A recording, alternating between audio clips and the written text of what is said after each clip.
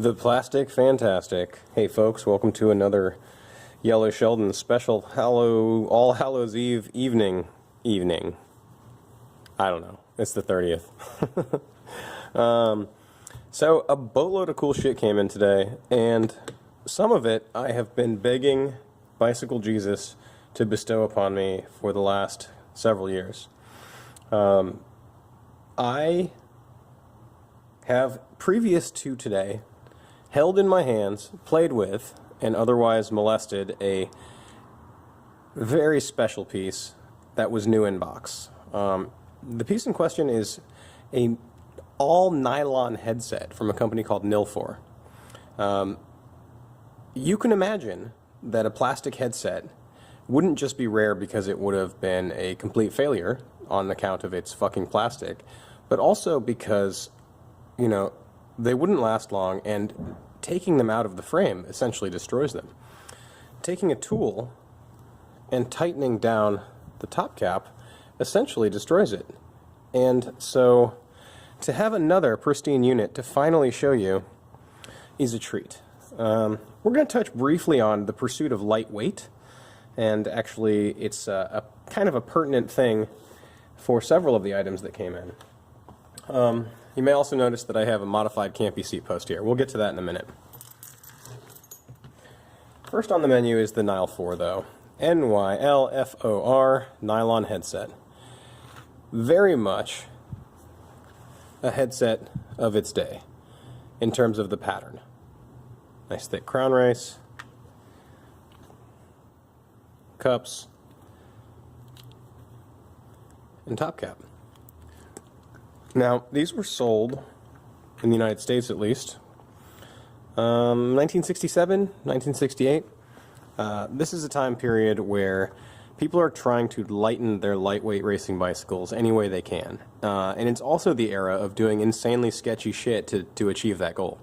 So, if you've ever heard of drillium, drillium is the process by which you remove, sometimes you remove unneeded material. You know, often there's a margin of error, and if you're a 120-pound hill specialist, climbing specialist, you might not need all of the material that's in the webbing and in the crank, in the stem. You can hire a machinist to tune it, to remove the material, to get lighter weight. And actually, if you haven't seen this stuff yet, I encourage you to Google drillium and just look at the wild pictures that are available. People really went ham on this shit. They really took like brand new campy and like Dura-Ace parts and removed so much material that there's basically nothing left. And you know, stuff broke because of that. Some of the things were already sort of on the edge of reliability, and to drill a bunch of holes into them, basically, you know what it's kind of like? It's kind of like, well, it's a lot like the weight weenie stuff today. The stuff today is stronger, but it still, sadly, is not as durable as just using standard off-the-shelf parts. So one particularly neat thing about this is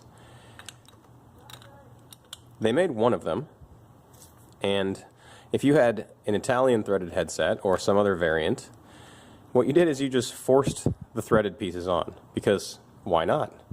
They'll just turn the threads into whatever threads you need them to be. Number two, they didn't come with bearings, but they definitely, in the ads, they told you that they require 5/32 bearings. Here's a vintage ad. Down here at the bottom, they actually spelled it wrong. I know this is a typo because I've seen the actual cardboard box they used to come in. So Nilfor would have been what that said. Made entirely from nylon in 3 colors, black, gray, or white. 5/32 bearings. So, you know, you would generally use your own steel ball bearings. Of course, these headsets would only last a few races. They would become extraordinarily pitted. And if you were a real pimp, you would acquire 5/32 nylon ball bearings. That's what these are. So, the guy who sold these to us, this user, was clearly some next level shit.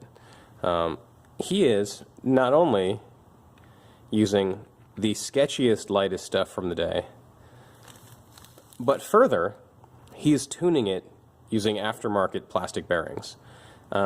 Just awesome.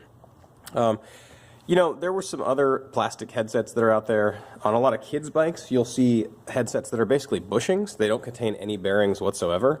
They're just sort of a slippery plastic sleeve with close enough tolerances that a tiny light kid isn't really going to make it knock around at all. And so what happens is that you'll see this on like a lot of European kids' bikes and tricycles. It's just like a plastic bushing that the metal shaft of the fork goes through. They work okay. You can't really set preload. You just sort of like stick this cap on and tighten a nut, and that's what you have. A notable exception to the plastic headsets are shit rule. There was a strong light headset that gained some popularity in the like junior BMX racing world. I don't know the model number, but I've seen them before. And the basic premise with them, if you've ever seen one of the strong light needle or roller bearing headsets, they don't use ball bearings. They use basically like needle bearings or roller bearings, which are these bearing tubes that roll on sort of a flattened race. So the race itself is just like a flattened cone. There's one on the bottom, one of those races on the bottom. There's one of those races that's slightly larger above, and you have the needle bearings in a holder, a caddy, just made of plastic usually, and they'll roll along those races. And that's great for a plastic headset, and here's why. Because you have a metal bearing surface, you have the bearing itself, you have another metal bearing surface, and all it has to do is nest inside of, it just sits inside of the plastic cup. And it's more or less self-centering. So that's actually fairly cool. People use these on junior, really tiny, lightweight BMX racing bikes as well. There's actually a cool thread on it. But since I say fuck BMX, like damned if I know where I read that. Yeah, this is in the pursuit of the lightest bike possible, which brings us to the next item. There's not really enough information about these to do, a 20-minute video for each item, but these are replacement head parts for a Campy seat post. These also are made of some sort of ultra-hard plastic. They are not nylon, or if they are nylon, they are something like FRN, fiberglass reinforced.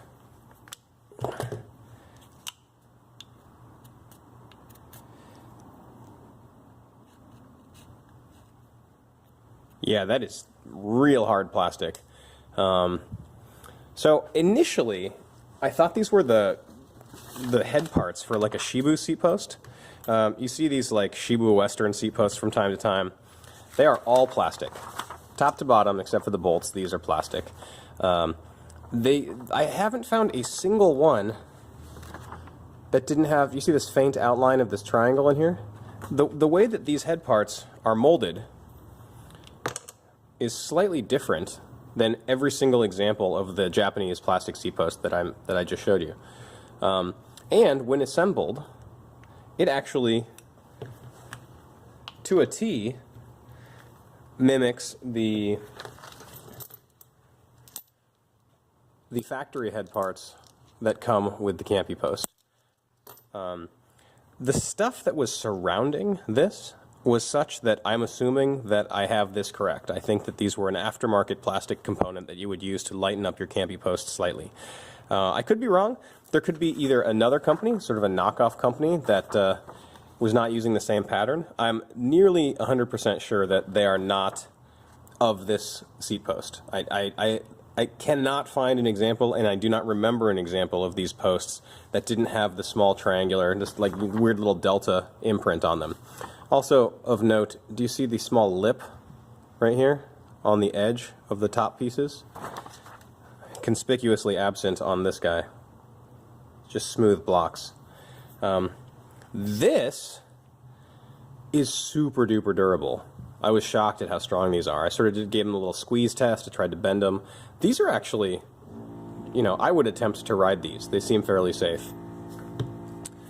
These are notorious for failing. So, aren't you happy? Aren't you glad we live in a time where we're achieving lightweight with titanium and carbon fiber and good design, computer-aided design? I know I am. No more sketchy business.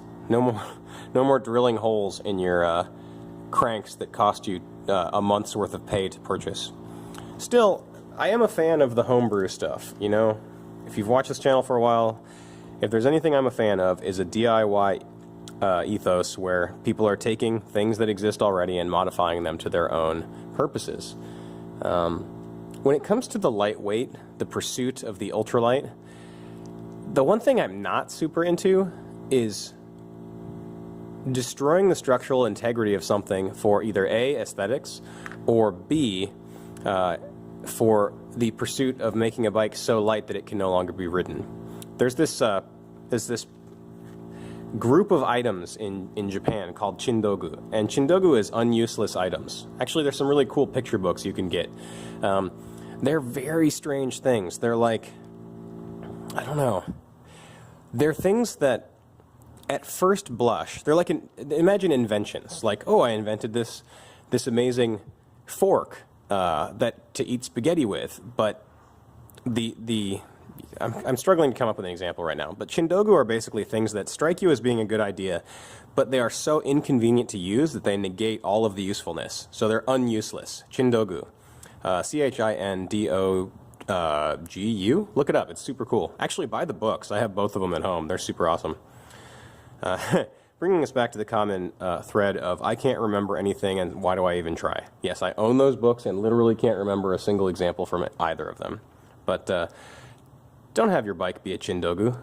If you're going to modify it, make it better. Don't make it worse. That was the NIL 4 headset and the mystery Campy head parts. Yellow Sheldon out. Have a great night.